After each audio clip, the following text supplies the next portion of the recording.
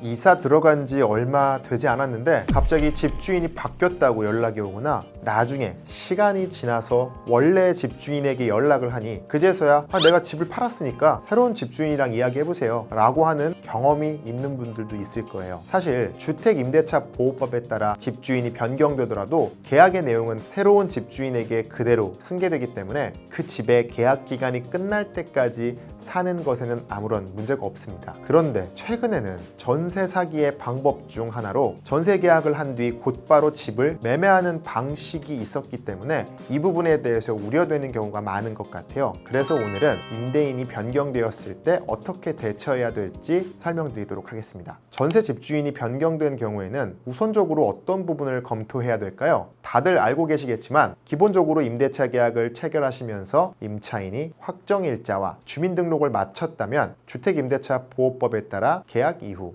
임대인이 변경된다고 하더라도 기존의 임대차 계약의 내용은 새로운 임대인에게 그대로 승계됩니다. 따라서 임대인이 변경되었다고 하더라도 새로운 임대인에게 특별한 문제가 없고 임차인 또한 기존의 계약을 유지하고자 한다면 별도의 계약서를 작성할 필요도 없고 또 별도의 대응을 할 필요는 없습니다. 그럼에도 불구하고 임대인이 변경되는 경우에 발생할 수 있는 문제들을 사전에 검토하기 위해서는 일단 아래와 같은 내용들을 꼭 검토해 보셔야 될 것입니다. 첫 번째로는 당연히 새로운 임대인의 이름, 전화번호, 주소 등 인적 사항을 정확하게 알아두셔야 한다는 것입니다. 새로운 임대인에게 등기가 이전된다면 기본적으로 그 새로운 임대인의 이름과 주소는 등기부를 통해서 확인할 수 있습니다. 그런데 등기부에는 그 새로운 임대인의 전화번호는 나와 있지가 않아요. 그러다 보니 만약 내가 새로운 임대인에게 계약 종료의 의사를 전달하려고 하는데 새로운 임대인의 전화번호를 알 수가 없다면 내용증명 우편을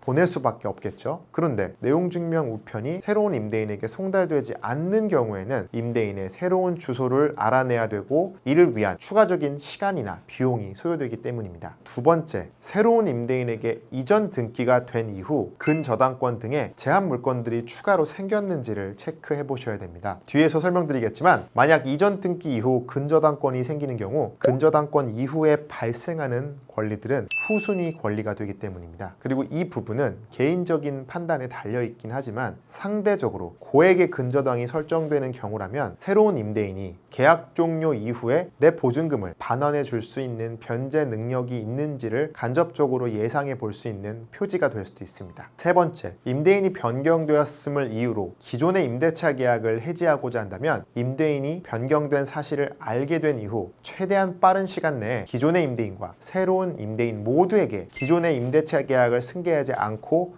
해지하겠다 또는 종료하겠다 라는 내용의 통지를 꼭 해야 합니다. 이 부분은 조금 뒤에 자세히 설명드리도록 하겠습니다. 그리고 여기서 기존의 임대차 계약을 유지하는 경우와 또 기존의 임대차를 종료하는 경우를 나누어 말씀드려 보겠습니다. 기존의 임대차 계약을 유지하는 경우에는 어떻게 해야 될까요? 기존의 임대차 계약을 그대로 유지하려는 경우라면 새로운 임대인에게 등기가 이전된 후에 굳이 새로운 계약서를 작성할 필요가 없고 또 새로운 임대인이 추가적인 근저당권을 설정한다고 하더라도 특별히 임차인에게 큰 위험은 없습니다. 그런데 만약 새로운 임대인이 다시 계약서를 작성하자고 굳이 요청한다면 어떻게 해야 될까요? 만약 새로운 임대인이 무조건 새로운 계약서를 작성하자라고 한다면 새로운 계약서를 작성하시는 것은 큰 문제가 되진 않습니다. 다만 새로운 계약서를 작성하신 뒤에 이에 대한 확정 일자를 받지 않으시기만 하면 됩니다. 우리는 기존의 임대인과 처음 계약을 체결하면서 확정 일자를 받아두었기 때문에 절대 새로운 계약서에 대한 확정 일자를 받아두지만 않는다면 단순히 계약서만 작성해두는 것만으로는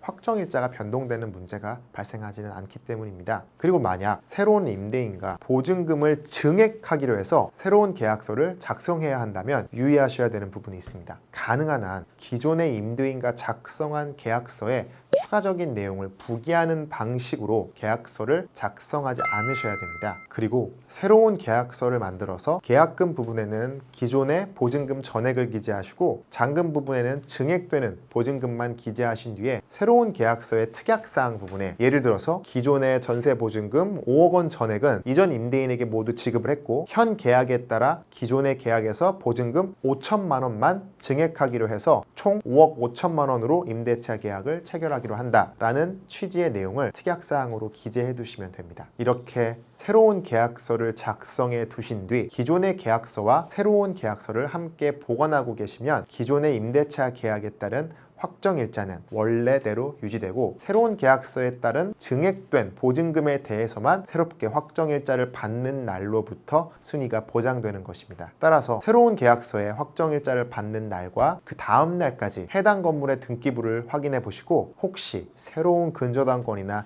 다른 제한 물건이 추가되었는지 정도만 꼭 확인해 두시기를 바라겠습니다. 자, 그렇다면 임대인이 변경되는 이유로 기존의 계약을 해지하고 싶은 경우에는 어떻게 해야 될까요? 우리 대법원은 임대인과 매수인 사이에 매매 계약에 의해서 임대차 주택의 소유권이 이전되는 경우에도 임차인의 보호를 위한 임대차 보호법의 입법 취지에 비추어서 임차인이 임대인의 지위 승계를 원하지 않는 경우에는 임차인이 그 사실을 알게 된 날로부터 상당한 기간 내에 이의를 제기함으로써 승계되는 임대차 관계의 구속을 벗어날 수 있다고 판시하고 있습니다. 그래서 임차인은 임대인이 변경되었다는 사실을 알고 나서 통상적으로 한 달 이내에는 기존의 임대인과 새로운 임대인에게 나는 이제 기존의 임대차 계약을 종료할 테니 기존의 임대인은 내 보증금을 반환해달라 라고 요청할 수 있습니다. 만약 여기서 새로운 임대인이 보증금을 책임지고 임차인에게 반환해 주기로 했다라고 항변하더라도 임차인은 기존의 임대인에게 보증금을 청구할 수 있습니다. 그렇다면 임대인 변경을 대비하기 위한 특약사항에 대해서 한번 말씀드려 보겠습니다. 임차인이 비록 거액의 보증금을 내고 건물에 살고 있다고 하더라도 임대인이 자신의 재산을 다른 사람에게 매매하는 것을 막을 수는 없습니다. 그리고 기존의 임대인이 건물을 매매해서 새로운 임대인에게 등기가 이전된 사실 또한 임차인이 파악하기는 굉장히 어렵습니다. 매월 등기부 등본을 새로 떼어볼 수는 없으니까요. 그래서 임대인이 변경되는 경우를 대비하고자 하신다면 기존의 임대인과 임대차 계약서를 최초에 작성하면서 특약사항 부분에 임대인이 변경되는 경우 기존의 임대인은 즉시 임차인에게 임대인의 변경 사실을 알려주어야 하고 이를 통제하지 않는 경우에는 임차인은 계약을 해지할 수 있다라는 취지의 내용을 부기하시면 좋을 듯합니다. 그리고 만약 전세보증보험에 가입하신 분이라면 임대인의 변경 사실을 알게 된 즉시